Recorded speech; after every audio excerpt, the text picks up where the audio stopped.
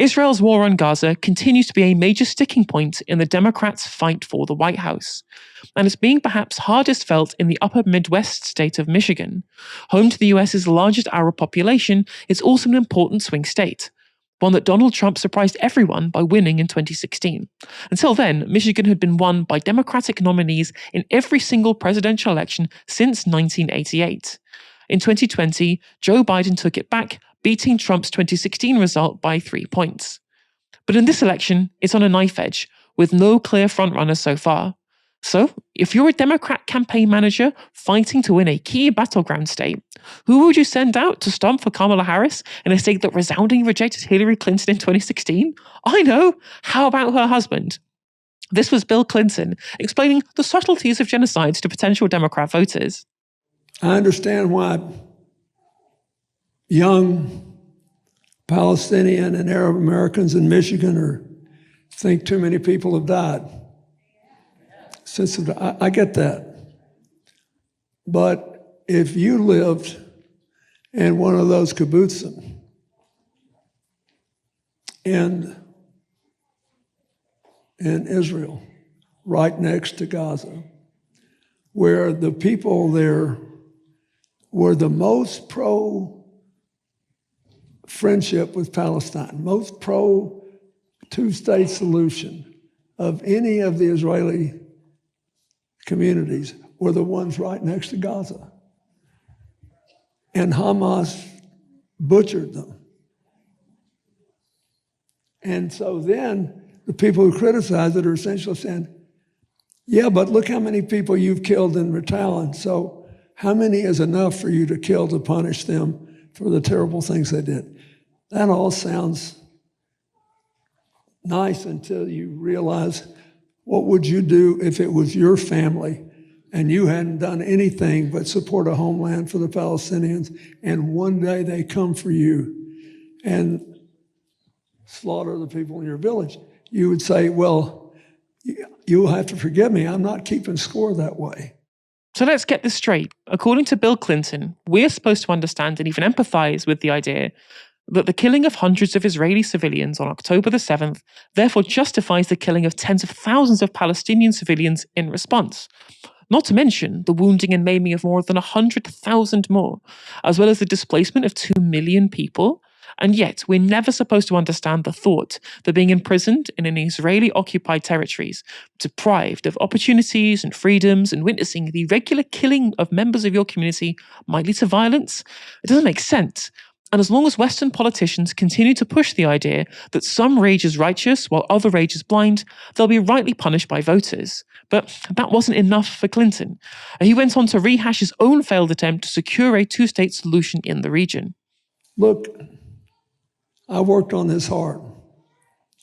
And the only time Yasser Arafat didn't tell me the truth was when he promised me he was going to accept the peace deal that we had worked out, which would have given the Palestinians a state on 96% of the West Bank and 4% of Israel, and they got to choose where the 4% of Israel was.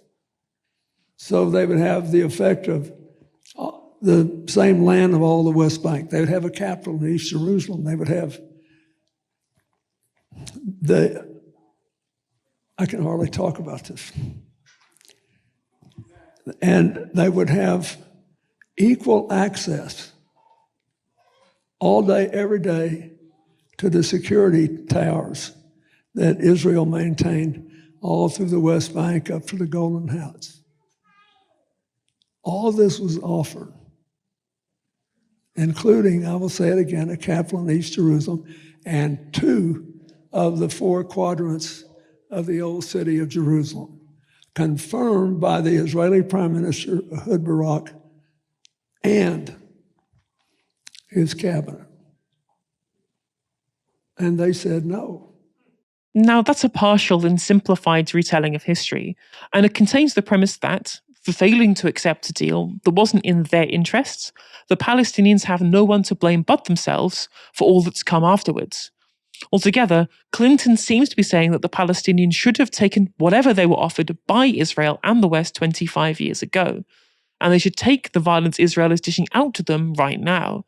Not exactly a message that's going to convince pro-Palestinian voters that the Democrats are on the side of ending Israel's genocide, especially when Joe Biden and Kamala Harris have been insistent that they're doing everything that they can do to secure a ceasefire. Compare that take to this one, given by Bernie Sanders a few days ago. I understand that there are millions of Americans who disagree with President Biden and Vice President Kamala Harris on the terrible war in Gaza. I am one of them. While Israel had a right to defend itself against the horrific Hamas terrorist attack of October 7th, which killed 1,200 innocent people and took 250 hostages, it did not have the right to wage an all-out war against the entire Palestinian people. It did not have the right to kill 42,000 Palestinians, 2/3 of whom were children, women, and the elderly, or injure over 100,000 people in Gaza. It did not have the right to destroy Gaza's infrastructure, housing, and healthcare system. It did not have the right to bomb every one of Gaza's 12 universities. It did not have the right to block humanitarian aid, causing massive malnutrition in children and, in fact, starvation. And that is why I am doing everything I can to block U.S. military aid and offensive weapons sales to the right-wing extremist Netanyahu government in Israel. Now, whatever you personally think about lesser evil voting or tactical voting, whatever you want to call it, i.e. voting for the Democratic Party despite their actions in supplying the arms to Israel for them to wage their war in Gaza and indeed in the West Bank, regardless of how you feel, but whether or not you think you should vote for them to beat Donald Trump and the Republican Party, taking it as if you saw someone who does believe that, or who do you think is more likely to convince people who don't want to vote for the Democrats because of the war in Gaza out of those two particular pitches, right? One person, in Bill Clinton's case, saying, well, actually, this is just unfortunate what happens to these people and you should just vote anyway, and regardless of the consequences, we should continue to arm them. It's the Palestinians' fault. Let's just leave it there, but you have to vote to get Trump out because he's the orange man bad.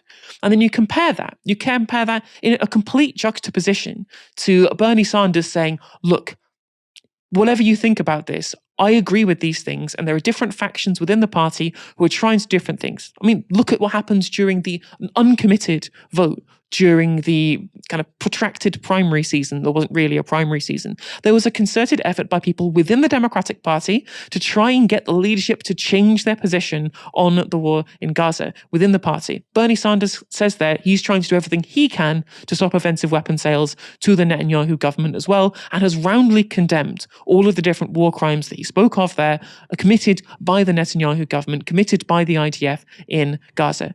That is something that is empathetic to the concerns of pro-Palestinian voters, some of whom will not vote for the Democrats because of this issue, some of those who will hold their nose. And the job of convincing those types is what every Democratic Party politician will be wanting to do in the run-up to the election.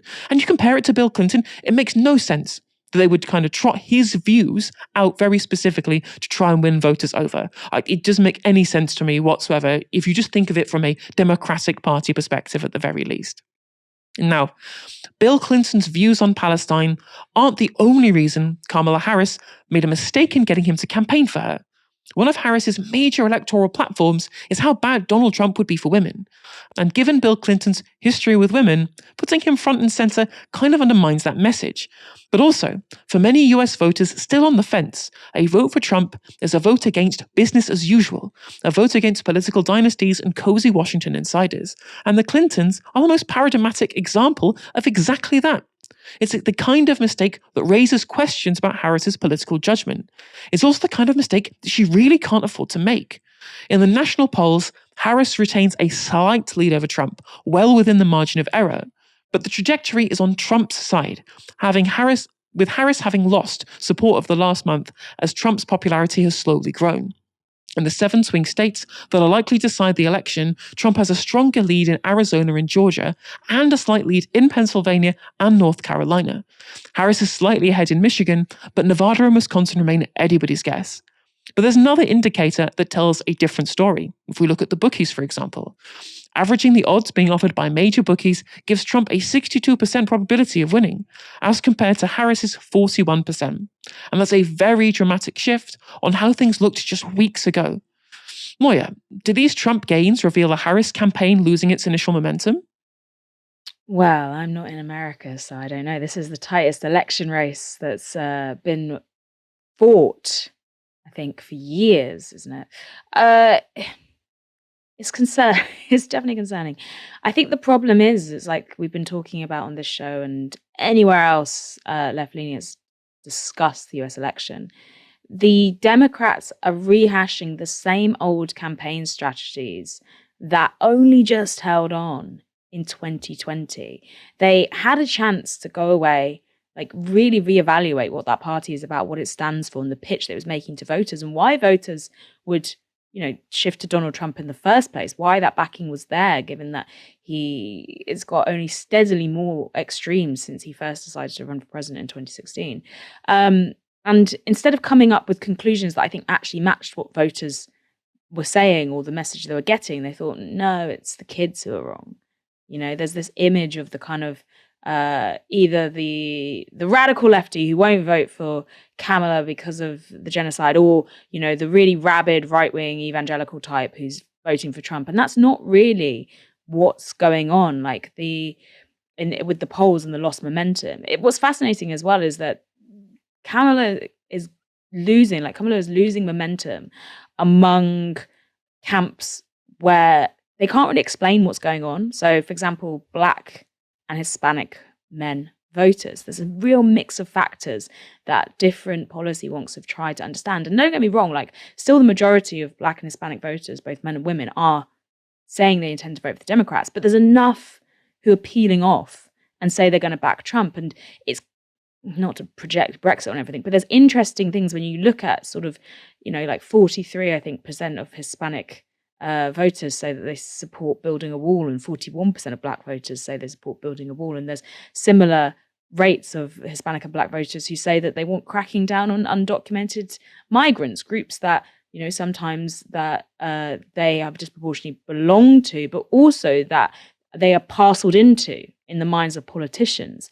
So, and you saw a similar thing in the UK where you saw people of both first and second migrant families, generation migrant families, who were like, yeah, we should definitely tighten the asylum rules. There's too many people coming here, and would say all these buzzwords about illegal migration. It was really, really fascinating how this scarcity mindset, once you get in, you want to keep everyone else who's a bit like you out, which I think is fascinating. But yeah, it's like you say, these margins are really tight. So it's not like the majority of these voters are not voting for Kamala, but enough of them are peeling off to Trump for these various reasons that it will make a difference unless she finds a way to pull them back. And so far, the ways that we've seen the Democratic campaign try and pull some of these voters back, such as, the crazy cringy ads about marijuana and crypto that are aimed at Black male voters, bit odd, bit odd.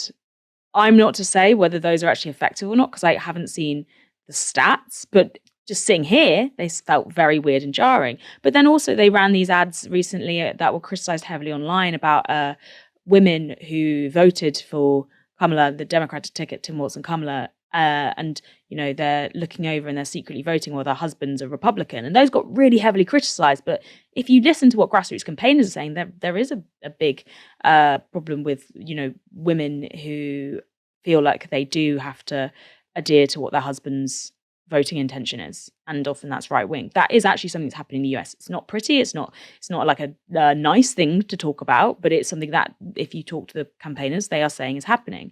So there's all these different strategies they're trying to appeal to these groups that are peeling off, and some of them seem more effective than others. But yeah, it's like the votes in somewhere like Michigan that they might have lost that might have made a difference. I think the 31% of people who say that the genocide in Gaza is going to impact their vote, those were lost weeks ago. Those are not coming back. You've got Muslim leaders calling Trump in Michigan, Trump the peace candidate, which is rubbish. It's bollocks. Trump, if you look at Trump's policy, what he will wreak in the Middle East, it's well, it can't get worse. I feel like under Trump, it could get worse. What's worse than a genocide? I feel like Trump can turn that genocide dial up, but he has stayed mostly quite quiet. He has benefited from not being in power, and he stayed quiet apart from saying things like, I'm the best friend Israel will ever have, and the statements he's made previously about wanting to ban Palestinian refugees, etc. So he can present himself as the candidate who will somehow be an ally when, on every occasion, like Kamala and her Democratic elite alliances have just managed to belittle the genocide and belittle the concerns of voters who say this is really important to us. So she's fluffed it on every single occasion where she could have actually shown a backbone, and Trump has exploited that.